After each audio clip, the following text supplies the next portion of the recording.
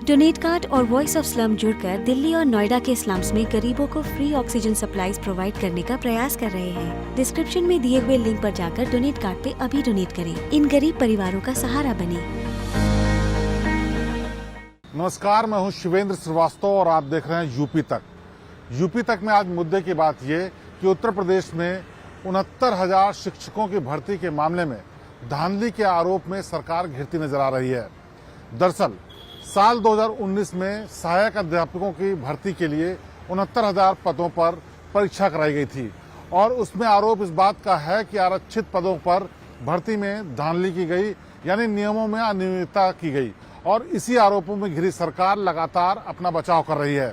इस पूरे मामले में जब शिकायत की गई तो सरकार से पिछड़ा वर्ग आयोग ने जवाब मांगा और कहा कि 15 दिनों के भीतर सरकार अपना जवाब दाखिल करे कि 5844 पदों पर जिन पर आरक्षण दिया जाना था उसमें भर्ती में धांधलियां क्यों की गईं।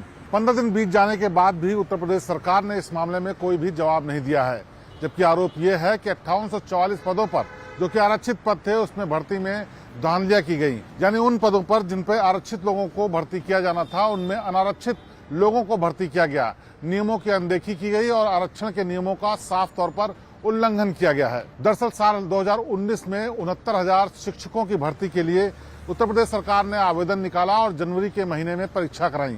उसके बाद मई 2020 में इसमें परीक्षा के परिणाम घोषित किए गए और कहा गया कि इन पदों पर भर्ती की जाएगी, लेकिन शिकायत शुरुआत से ही शुरू हो गई और उसमें कहा गया कि आरक्षण जिनको दिया जाना था उनको न देकर के अनारक्षित लोगों को फायदा पहुंचाया गया है और इसके लिए तमाम नियम कायदे कानून को ताक पर रखा गया है। इसको लेकर के अभ्यर्थी न सिर्फ अदालत तक पहुंचे बल्कि उन्होंने जगह जगह प्रदर्शन भी किए। प्रदर्शनों और कोर्ट में जाने के बावजूद भी उत्तर प्रदेश सरकार ने साफ तौर पर कह दिया कि ये बिल्कुल फेयर यानी ईमानदारी से कराई गई परीक्षाएं हैं, इसलिए किसी भी तरीके की इसमें बदलाव नहीं किया जाएगा।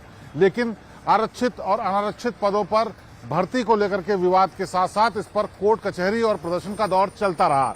इसी बीच में राष्ट्रीय पिछड़ा वर्ग आयोग के सामने शिकायत पहुंची और उसके बाद उन्होंने उत्तर प्रदेश सरकार से जवाब तलब किया। आयोग ने सरकार से कहा कि 15 दिनों के भीतर वो जवाब दें कि आखिरकार आरक्षण के किन नियमों का किस तरीके से पालन किया गया है और ये भी कहा गया कि जो ये आरोप लग रहे हैं कि 5844 पदों पर जो कि आरक्षित पद थे उनमें भर्ती में नियमों में गड़बड़ियां की गई हैं, उस पर अपना जवाब दाखिल करें। लेकिन शुरुआत से ही इस पूरे मामले में सरकार उदासीन बनी हुई है। न तो उसने कोर्ट में अपना पक्ष बहुत साफ तौर पर रखने की कोशिश की और न ही प्रदर्शनकारियों को जवाब देना मुनासिब समझा।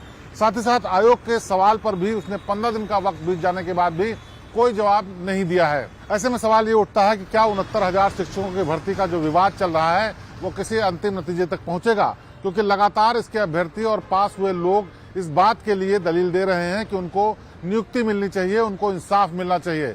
लेकिन इसी बीच में 5844 पदों पर जो कि आरक्षित पद थे उनके लिए विवाद बढ़ता जा रहा है। अब आयोग को जवाब न देने पर आयोग किस तरह का रुख अख्तियार करता है, सरकार से क्या जवाब तलब या आगे का क्या कदम उठाता है, ये वक्त बताएगा। लेकिन जिस तरह से 69,000 शिक्षकों की भर्ती को लेकर के सरकार उदासीन रवैया अपना रही है, उससे तमाम जो अभ्यर्थी हैं उनमें बेहद नाराजगी है। वो आंदोलन की भी बात करते हैं और अदालत की भी बात करते हैं, लेकिन लंबी खिंच रही इस लड़ाई में लगातार आशंका इस बात की बनी हुई है कि जो लोग हैं जिनकी नाराजगी है वो सरकार के खिलाफ कोई अगला कदम भी उठा सकते हैं। तो बहरहाल आयोग को जवाब न देने पर उत्तर प्रदेश सरकार के खिलाफ आयोग किस तरह का कदम उठाता है ये वक्त बताएगा।